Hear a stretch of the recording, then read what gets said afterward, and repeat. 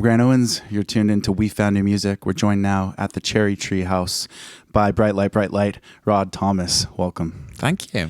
Thank you so much for playing some tracks for us. That's all right, no problem. What did you just play for us? I just played Quiet Films because we're in Hollywood, Right. you know, where movies are made. And I played More Than Most, which is kind of like the title track of the album. And I played I Wish We Were Leaving, which I sing elsewhere with Sir Elton John. Sure. And that's a good collection of different songs you've sang. Your current album out is Life Is Easy. I think one of those songs is off of that. Two of the those songs, yeah. Okay, great. And you just got off of a world tour with Elton John. Yes. Which must have been so thrilling. Yes. And you're now on a U.S. headline tour. Yeah, it's just like a couple of dates at the moment because, you know, it's like festival season and Coachella's happening like as we speak. Right. But yeah, it's just like a couple of dates. It's nice to touch base every so often. And I'm planning something a little bit more extensive, but I wanted to pop back and do a couple of places that we played on the last Elton run. Where did you play this time around? This time around, it's San Francisco, LA, and Phoenix for my first time. Cool. We're playing at Phoenix Pride. Very nice. Cool. So your full length is out. Life is Easy. Talk a little about where this album is coming from. I know you moved from London to New York. What did you put into this album? Well, because I did the whole of the first record in London, apart from two songs which I did in LA actually. A New Word to Say and Disco Moment were recorded in Silver Lake with a guy called Boom Bip, who's also in Neon Neon. He's one of my favorite musicians. Because the first album was so like London centric, I wanted to get the energy and inspiration of a different place for a second record. So I'd been to New York a couple of times for shows and, you know, meetings and all that kind of stuff and friends. And I really fell in love with it. So I decided to base myself there while I was writing and recording the bulk of Life Is Easy. And the record is really about the people that I met there and how wonderful it was to have these collaborations and people to like, you know, do real swaps with. So like I'd sing for someone, they'd sing for me. I'd produce for someone, they'd play a track for me. And I had this amazing little network of like family of people that really made the album feel quite warm, I think. Sounds like you were having a lot of fun putting it together. Yeah, I did have a lot of fun. I didn't really have a schedule as such. So I made myself a deadline and I had like 4 months of writing and then 3 months of touring and then 3 months of recording and then put it all together and mastered it. So it all came together quite quickly in this really nice period where I felt quite I felt like I was approaching it with the right energy. So it was a really fun process. How do you translate the sound of it live? Well, we use lots of modern trickery. So there's, you know, laptop samples and I like chop up some of the stuff that I've sequenced and trigger it live. And when I'm in like home cities like London and New York, we have backing vocalists to help with all the harmonies because it's a really harmony-led record. And aside from that, I have my backing vocals on drum pads that I play. So my little like robot BV girls and use like real drums and keyboards and everything I can to make it sort of sparkle a little bit, you know? And you actually took that live show on the road with Elton John. Yes. Did you have to add a little bit to the live show to be playing such huge buildings, or did you kind of stay true? Do you know what? No, it sounds quite big anyway because of the way it's been chopped up. But what I really had to work on was performance. Sure. Because it's really hard to fill such a huge space. So you go from playing at like, I don't know, Mercury Lounge to playing at Staples Center. Yeah. It's a huge jump. Oh, yeah. I think like the whole of Mercury Lounge could fit on the stage in Staples Center probably. So you have to learn how to sort of enjoy the space and like move in the space and project and like how to make your voice work and not push it too much. So I took like vocal lessons and learned warm up and warm down exercises so that I could keep my voice in shape and like get better.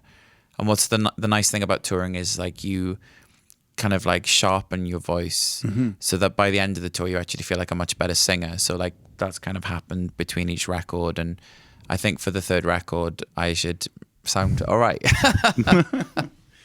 Well, that's really cool. I hope. And obviously, with a building so large, you want to try to find a way to connect with people. Yeah. Like you're saying, working on that presence on stage. Yeah. So interesting, isn't it? It's like the whole thing about music for me, or for most people I know, is connections.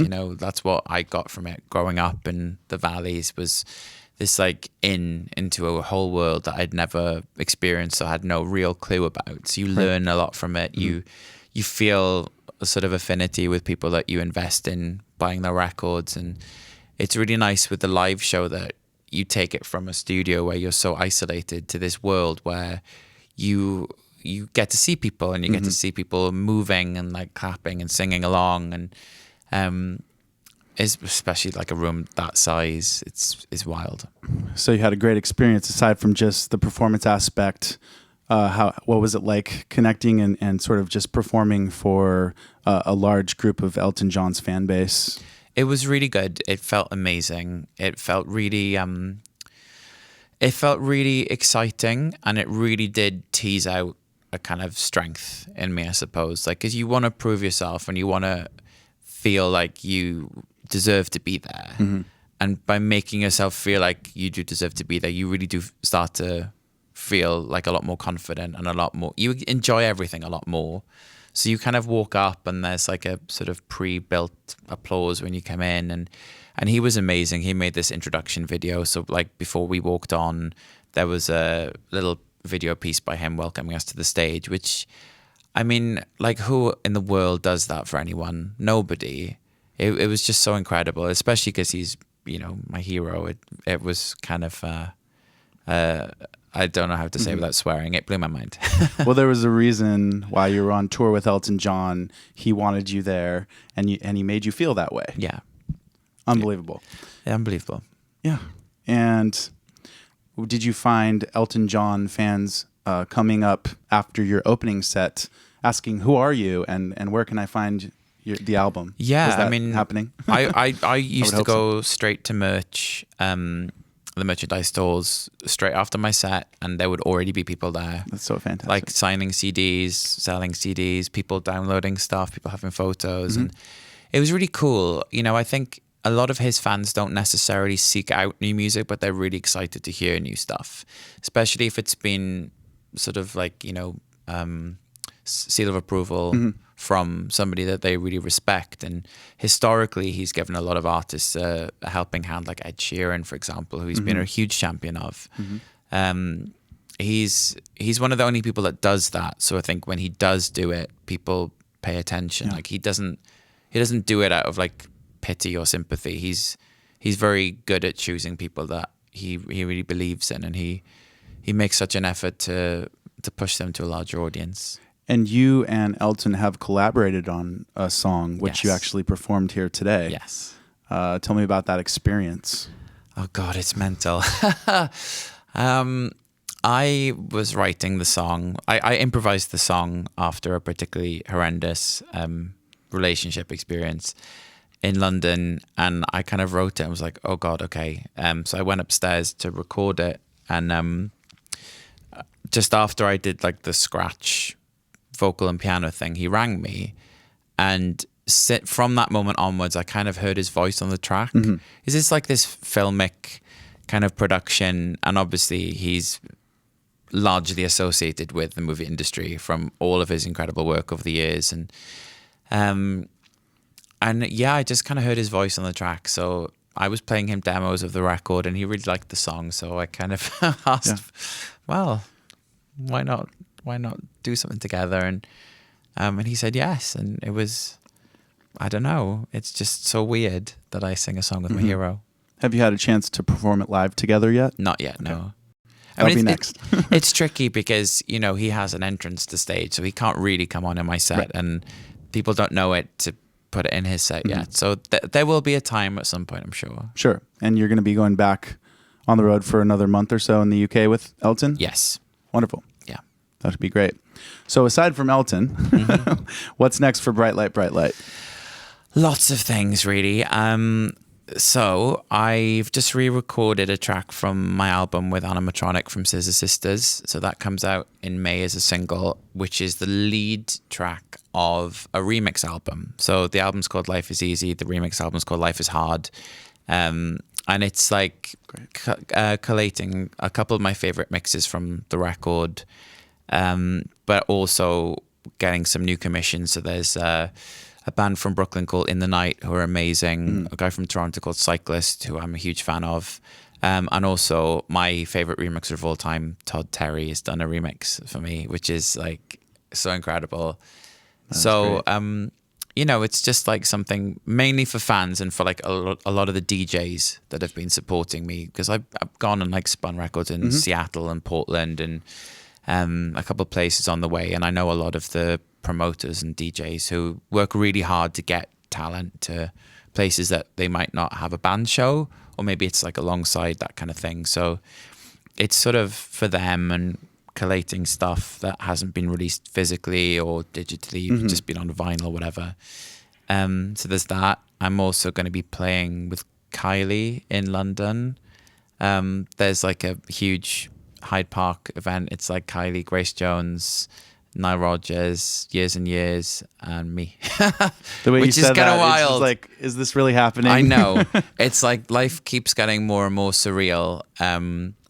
And it gets more normal that it's surreal, but then more surreal that it's normal. Well, good for you. And also, you're clearly showing the appreciation for these things happening by doing something as simple as that remix package. Just showing, you know, this incredible support that you're getting.